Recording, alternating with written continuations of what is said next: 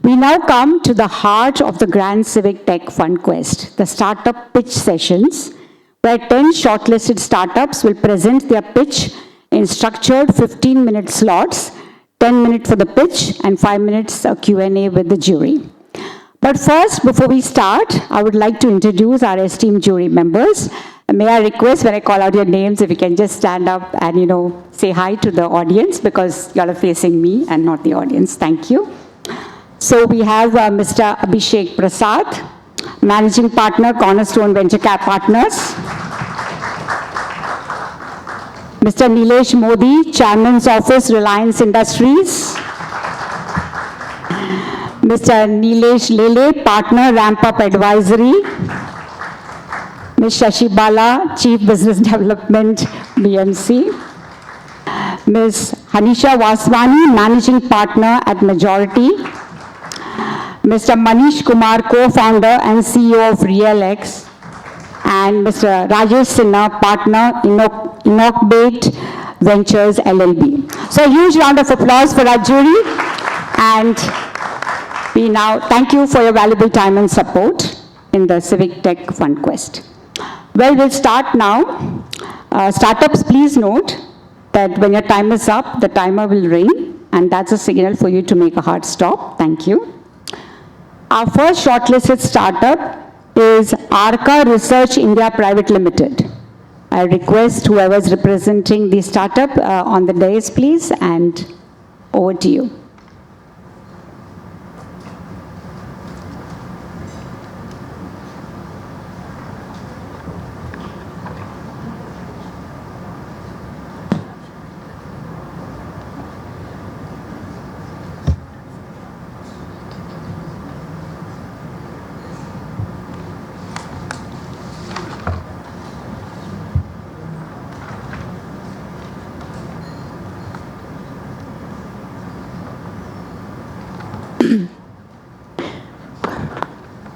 Good afternoon, everyone. Thank you so much for giving this opportunity for us to present Arca Research today. Myself, Gayatri, and I'm the founder and CEO for Arca Research.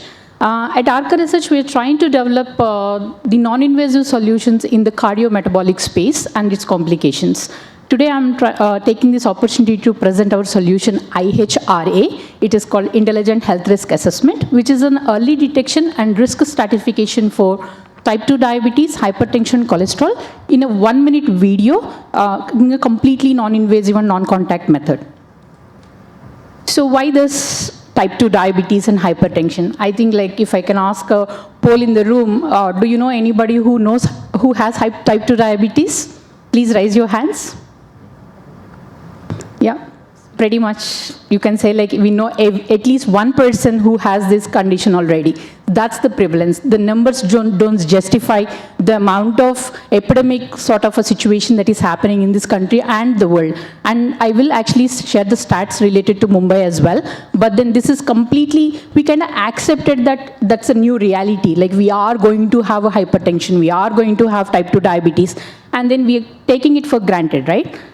But what is happening right now, we all know, like, we need to get a blood test done. But then these conditions take like 7 to 10 years to develop. And the blood test only come in the last 2 years of your detection, right? Like, before that, your body is already giving so much of information related to the biosignals that can be detected. But right now, there is no technology that is able to identify this early before a blood test so that we can actually prevent this condition before it becomes a diagnosis. And that's where we have built IRA.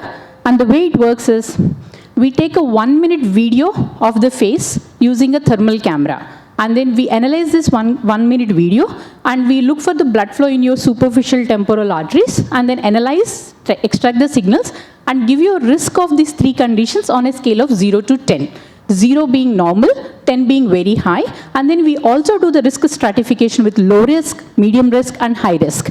Anyone who has high risk on our technology, they can walk into a diagnostic center and they will be already in a pre-diabetic or a pre-hypertensive zone.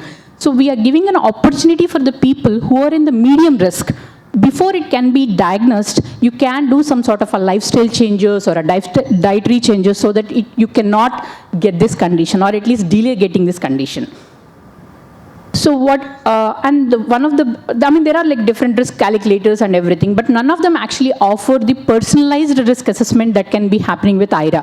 And this is completely non-invasive, and it is looking for your personalized risk rather than a population-based risk. And you don't need the person to be in a fasting state for this test to be done. So you are not, it can be done throughout the day, all this, and we are actually using uniform data in terms of analyzing this so that like there is no discrepancy from lab to lab, test method to test methods, and etc. We have done a clinical trial for 500 people, published this in multiple endocrinology conferences as well. And as you can see, we have a very high sensitivity and specificity across when we have compared to the gold standard comparisons. And we have the patents for this. We have some of them already has been granted in India and in the US. And as you can see, they cover a wide variety of range of patents. And we have the compliance that is required for deploying the solution as well. And we have won multiple awards, was part of the international conferences as well in terms of the diabetic innovation and etc. So how does this work? A person walks in, we do the registration, we take a 1-minute video, and in about a minute or minute and a half, your report is in your inbox. Or like you can actually at least take the printout and then do the next steps as well. So the entire process is less than 5 minutes from starting of the person walking in to your report generation itself. So completely non-invasive and almost real-time results that is being given. So this is how the report looks like. And we are actually looking, because we are looking at it in a subclinical stages itself, the opportunity here is that you don't have to be worried about like the needles, you don't have to be worried about what if the diagnosis is there, do I have to continue taking the medication and etc. You are right now just have to do some small changes. In this actually I want to just take a small example of what has happened. We were doing one of the camps here in one of the PHs in Mumbai area. There is a wife and husband who came into the doctor's office, a small PHC. And then the husband is actually having some difficulty with breathing, so doctor is attending and the wife is sitting outside. We just asked, hey, here is a free screening happening, would you like to come and get the screening done? This lady looks at me and says like, no, I don't want to get this done. I said like, why? Because she says, I know I already have diabetes. Every time I go to washroom, I know there are ants. So in her trivial knowledge, like she already knows that she is actually having this condition, right? But then why she doesn't want to take the medication? Why she doesn't want to get the test done? Because she doesn't want to lose 1 day wages by coming to the hospital and getting the screening done, a test done, and continue taking the medication. She's like, if my family comes to know that I have this condition, they will force me to take medication. I don't want to take the medication because it is loss of money for me. That's the reality. It's not a story. It's the reality of 60% of India. So in these cases, giving more drugs, giving more blood tests is not the solution. Prevention is the solution. Because these conditions are very, first it takes away your eyes, then it takes away your kidneys, it takes away your livers, and then it takes away your livelihood. Finally, it takes away your life. That's the sort of a progress of these conditions that are there. If we want to do this public health good, we need to focus on prevention. And we're very, very grateful for the opportunity that has been given to us by BMC and then SMILE to have this at a public health level, because this is where the impact actually happens. And we are, as ma'am mentioned, like we are part of the SMILE incubation, and then it's been a great journey for us to sort of get the feedback and sort of get like the clinical inputs as well from various of these organizations that we've been working. We have done multiple pilots. I mean, we have done pilots with KEM. We have done, right now we are doing a pilots with Nair as well, so that we can deploy this solution across Mumbai for like more than 29 NCD centers, so that we can do the screenings of at least 50 lakh people in Mumbai in the next 3 years. So as you can see, here are the approvals and the endorsements that we have done. And with the help of BMC, we are hoping to finish this Nair in the next 1 month. And the 1 year, we are hoping to go to the phase 1, and then next 3 years, phase 3, to do the 50 lakh screenings that we are hoping to achieve. Here, again, when I say screenings, it's not just the screening that we are talking about. Sorry. Here, we do the screening, and we are doing the risk stratification. And then, based upon your risk, we are actually asking the person to go to the next steps. If you are medium risk, it is very easy for a person to tell that, you need to walk a little more, reduce your salt consumption, reduce your sugar consumption, then asking them to have a lifelong adherence of drugs taking on a regular basis. Achievable outcomes at scale is what is the goal that we are trying to have here. And our model has been that like we've been working with B2B partners and B2C partners as well. We have been doing corporate screenings and then through public health deployment as well. As you know, like, I mean, I think market opportunity, these numbers don't justify in terms of the prevalence of this condition itself, right? Like, and here, we not only looking at, because we are looking at type 2 diabetes, hypertension, cholesterol in a single screening itself, in a 1 minute, for 1,000 rupees of the blood test, you are doing it like in a much, much, much lower cost for people to have this done. And as a team, myself, I actually have a previous exit as well from a data analytics company. I'm basically an electrical engineer. And my sister, Anuhya, she is a medical advisor as well for us. She is a vascular surgeon and has been doing diploma in endocrinology. We have the machine learning team and corporate team who is helping in developing the solution. So how does the business model for us is like, we do have the CAMPS model. That's what we are trying to deploy with the public health initiatives that we are taking up. Also, we have the hospital interactions that where we do the top of the funnel sort of a screening, so that like we identify the risk profiles and then people go for the additional blood tests or additional consultations from there on. And then we have the licensing model where we are actually giving a data licensing to the wellness partners who would like to offer this as a continuous monitoring solution. Yeah, through today, the goal, I think whatever the funding that like we are hoping to raise is to be build like more and more credibility and expand to other markets, as well as like doing the business development here as well. The initiatives that what we have taken up with is with the help of Smile is through for BMC, where we want to do the 50 lakh screenings is through 29 centers. First, we were hoping to deploy the solution in these 29 NCD centers here in and around Mumbai, so that we can achieve this target, and that's what we are hoping to use this funding. Again, Mumbai prevalence, right? Like, I mean, if we are calling India as the diabetic capital of the world, Mumbai is becoming the diabetic capital of India. And here people are so busy, they do not have the time to get the screening done, even if, you know, it is offering for free. We are actually taking this solution to their premises, so that like the screening can be done at their comfort. And then because it can be done throughout, we are not throughout the day, it can be delivered in the morning, afternoon and evening, so that people don't feel the hesitation that I'm not fasting, I already had like some amount of food and all that. So that way the scalability, the deployability, as well as the rapid screening is actually what we are trying to achieve with IRA. So with the product portfolio, along with IRA, we also have like other hardware plus software products that we have developed.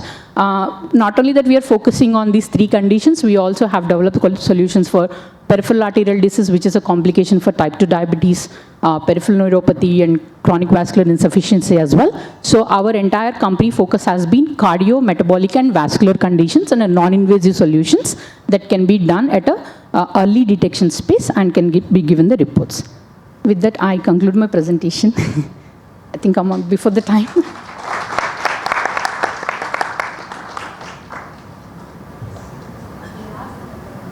Any questions for me or any? Yes. So this is Abhishek. Hi. Congratulations on your partnership with BMC. Thank you. Just 2 quick questions. One is, IRA, does it keep improving with more and more tests that you do? Naturally, those percentages need to change. I saw you have data scientists in the room. And I think with BMC, with the 50 lakh screening target, what kind of revenue scale are you going to achieve, right? And I saw the corporate partners. I guess you're selling to corporate and B2B. Sure. Right. So what do those revenues look like? Because this looks like you're bringing down the cost of the test itself. That's one question. And within that question, any partnerships that you see with insurance companies, which Sure. could actually help you become part of that value chain. Sure. And second question, of course, you come from a data analytics background. Why did you pick this space? How did you get into this? Sure. Sure. Coming to the revenue targets itself, our model has been per screening versus deployment model basis. Depending upon the model itself, the revenue, the per screening charges take. It can be anywhere from 125 rupees to 250 rupees, depending upon the scale and how we are deploying and who is our partner. So the way we are going about it is like we are focused on being like the research company and then like trying to come up with more conditions, whereas our deployment is actually happening through partners, and that's where like the BMC and all are actually helping us to fine tune our model as well. So the targets per se, like I think in the next 3 years we are hoping to hit like about like maybe 30 CR. That's the target that like we're having, and I think we are realistic enough to achieve that as well. So the second question that you did ask is, the revenue one? Yeah, insurance. Do you see any Right, insurance. relevance in the insurance life cycle? So one of the key partners for us who actually invested in the company is an insurance company. So they are currently on our cap table as well. They do want to look at this as an underwriting opportunity where we give like this one single metric for them, saying that overall metabolic health score. Is this person is going to be your risk candidate in the next 3 years? That's a single question that they want to answer, and that's what like we are hoping to give the data as well. While they are our investors, we do not have like any sort of an exclusive or anything like that with them, but we are obviously exploring other insurance companies as well to do so. Third question of me being why shifted from data analytics to this. My sister is a doctor, like I said, vascular surgeon. My brother is a brain surgeon, and I have like 2 sisters in the house who are anesthesiologists. And while I was working in Singapore in the past, my father actually had like a stroke, and I have like these many doctors in the house, and we couldn't save him. And like in 10 days, he had like this very severe brain stroke, and he passed away. While waiting in the waiting room, that's when I realized, like, if we are doing so much of a data analysis, so much of this thing, and having doctors in the house hasn't helped my own family to save it. So why to wait for the complication to happen? There should be an opportunity for us to prevent it early, and that's kind of like fine-tuned my entire focus to this. Thank you. Thank you for sharing that. Thank you. So the key is that video that is recorded. Right. So is it simple, like you can do it on a cell phone, or it's IR based or something like that? So there are, I think in the market right now there are a couple of solutions that are coming, which is just generally taking like your video and trying to give like this vitals information as well. We have tested. No, it doesn't work. I'm not because like there's just it's just that what we are giving is at the end of the day is a health data. There is some amount of specificity and sensitivity that is required for this. So the video that we are taking is a specialized thermal camera that is being approved by the FDA to take the 1-minute video. What it is actually capturing is the heat that is being released by your body. So when your blood is flowing in your arteries, it is actually releasing the heat, and we are capturing that heat variations to analyze how the signal is being affected. If I can give a little more technical example, if think of it like it's a pipe, and the pipe is getting rusted, and the rusted scenario is sort of like a type 2 diabetes, whereas your pipe is having one side a pump and then there is a more blood flowing in the pipe. That's what your hypertension look like. Both are going to affect your hemodynamic parameters, and that's what we are trying to analyze, what the difference look like. Okay, because that will be also a challenge for you, because Yes. I've seen many such solutions, kiosk and this and that, where you need to train someone on the so deployment becomes a little bit of challenge. But anyways, we'll take it offline and Sure, we'll discuss. sure. Yeah? Yeah. Thank you. Yeah. How does the performance of the overall solution put together vary as compared to, based on the ambient, based on the humidity parameters, based on the skin tone? I can understand you may say skin tone doesn't affect because it's the heat that you are measuring. Right. So those are the parameters definitely which will have impact on the overall model. Sure. And one more thing that I would like to know is what sort of data set or the quantum of data set that you have trained the model on? Sure. To answer the first question, the environmental factor does affect, because it is the thermal and then the heat. Anything that affects heat will affect the technology itself, because the data input quality is what defines your sensitivity. With that being said, we do not need a dark room. We do not need an air-conditioned room. As long as it is under a normal, like a conference room situation or like even outside reception room, it still works for us. Because what we are looking for is like a very specific band, which is in the mid-IR range, which doesn't get affected by like a normal simple skin tone or like and all. But then there are three factors that does still affect. One is being the person sweating a lot, where we cannot actually see anything in terms of the forehead, right? Like, so the temperature itself comes down. That's something when we ask the person to sit for like 5-10 minutes and take the video again. The second factor is if they smoked and then they came for like the next 2 hours, the entire body face is like brightened up because of like all the high that they get from the nicotine. So that does affect the performance itself. So in those cases, we specifically tell them that like how long it's been that you smoked, wait or like, schedule another time in the afternoon or something like that. Coffee doesn't affect. Alcohol, if it is like 8 hours before and under the limits, it doesn't affect. Food had like very glucose heavy food that they have had in the yesterday or like 1 week before or something like that, it still doesn't affect. What we did see is like our performance is like the variations that we see in the metrics is like anywhere from 6 months to 9 months. So if you're seeing the reproducibility and repeatability of the solution itself, we do have like a very good like 99% reproducibility that is happening. Coming to the data sets itself, there are like two ways that I would like to answer that question. The base algorithm itself, when we actually started the solution, we actually started comparing it with ultrasound because we've started with the stroke detection itself. When we compared with the ultrasound, we were like actually able to match it directly to the ultrasound data to the blood flow itself. So that way, the training data was like I think somewhere around like 1,000 carotid artery ultrasounds. That's what we have done to establish the parameters. But once that is done, I think in the last if we are not talking about like the performance data, but we are only talking about the training data, I think like 30,000 screenings is what has happened in terms of the training. And we have trained using different types of blood markers as well, like fasting glucose, HbA1c, OGTT, and sometimes random blood glucose, just to check the variation as well. Thank you. I have a few more, but we'll take it offline. Can I go next? Thanks for that presentation, Gayatri. You mentioned that a trial is completed. How large was this trial? Pardon? How large was the trial? 500 people. It's a multi-center clinical trial. We have done it in one in Bangalore and Hyderabad. But before that, like we actually did the training validation as well.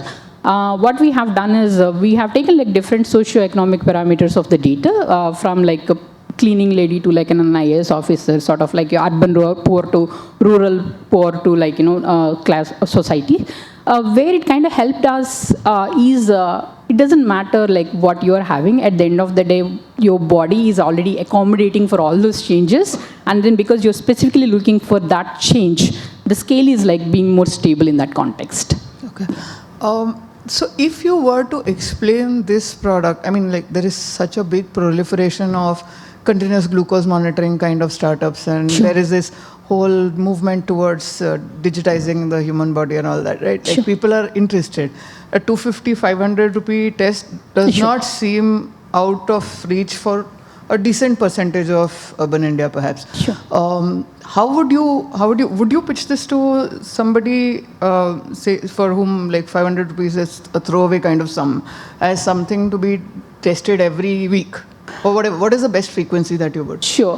Depending upon the risk. So let's say somebody is high risk, we actually recommend them to get it tested like once in 3 months, just to see like how much of impact there is on the arteries and has it been addressed or any other parameters. But then let's say, for example, if it's a medium risk, we ask them like 6 to 9 months.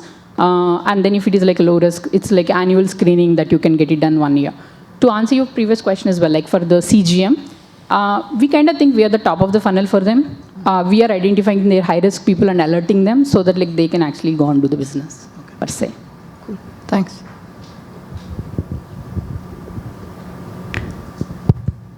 Hi, Gayatri. Hello. One question, as a startup, what do you see as your challenges for scalability? Or have you not thought about it yet? You're just focused on the 50 lakh number? For sure. I think more than the challenge, I think it's the domain that we are in. It's like medical tech, like health tech. It's not like you throw money and then like it gets solved. It's a trust thing, right? Like you need to build trust with the stakeholders. You need to build trust with the ecosystem. it takes time. Sometimes that sort of a taking time requires a patient capital as well. Both are not something that is abundant in India, if I can say. Capital is a challenge to use Patient scaling. capital But as well as where the I was time. coming from was, how do you reach closer to the consumer, to the Sure. I wouldn't call it patient yet, but to the customer? Sure. How does he have access to you as close as his society or something like that? So he is easily doing this test. Right.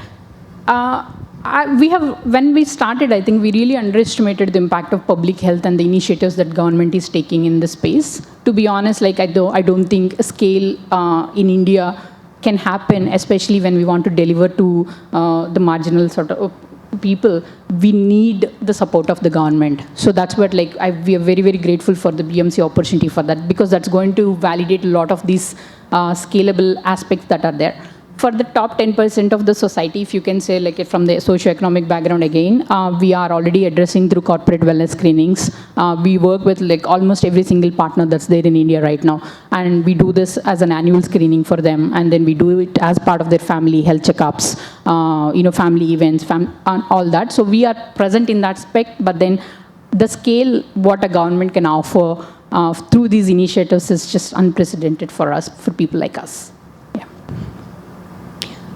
Business model is one thing which we are working with them on during the incubation process. That is not good for them. And also go-to-market. Yeah, go-to-market. That is an area which they need to work on. So that's exactly what I was talking about, that the challenge would be, how would the customer know? And one-time access is one thing, and recurring access, and thereafter competition. All these three combined is where I was asking the Sure. Incubator support. Yeah. So And NCD multiple cells, incubators probably. Yeah, NCD cells tend to, they do have a good amount of an access in terms of, even we are talking about the village sort of a PHCs.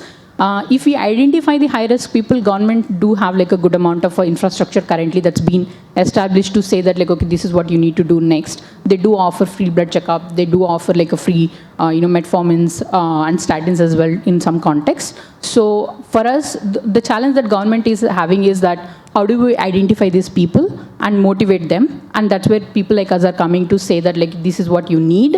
And then here is the patient education, and some amount of an engagement is happening. So we are hoping to bridge that gap from the area in this space. Yeah.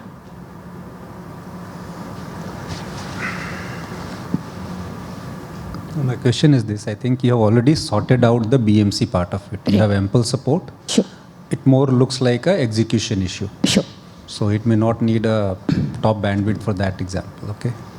The one relevant question came from InsurTech, but I am certain there would be many other, not only Bombay, there could be Delhi, there is Kolkata, there is Chennai, Bangalore. Sure.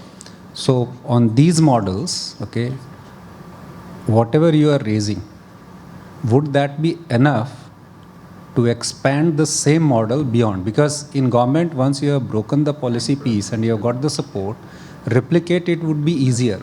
I'm saying within Maharashtra it could be big, but at this point in time, what I see is a complete overwhelming with this execution issue. Sure. So what are your plans in that? Yeah. Sure. Given the stage where we are in, we want to make sure that whatever the engagement that we are having with BMCs, we are doing a good job, and then making sure that no teething issues or anything like that are arising, or if they are arising, we are addressing properly. Having said that, we actually are working with other governments as well. Once we started doing the KEM and Nair pilot, a couple of other governments entities actually approached us saying that finish this and then come back and try to deploy this here. We do have the sort of a plan and the budgets that can be allocated if you do this successfully. So.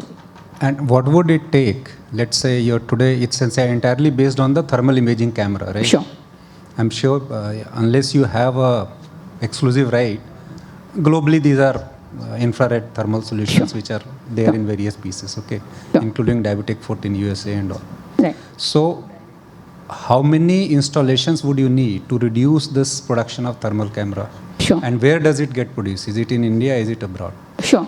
Right now, the thermal camera that we are using is off the shelf, third-party thermal camera that is using, but then as long as they are maintaining their FDA certification for health screenings, we are okay with it. That's why we are not actually depending upon cheaper Chinese thermal cameras that are out there. So we do have partnerships with companies in the US to supply this. Having said that, camera is only the one part of it, right? Like the algorithm is like where the lot of our IP as well as the training and the model that the way we have trained actually matters. For us, if we do 3,000 screenings, we recoup the cash cost of the camera at this time. So that's where like from there on, it's just a soft SaaS company. Yeah. Thank you. Sure. Thank you so much. Thank you so much.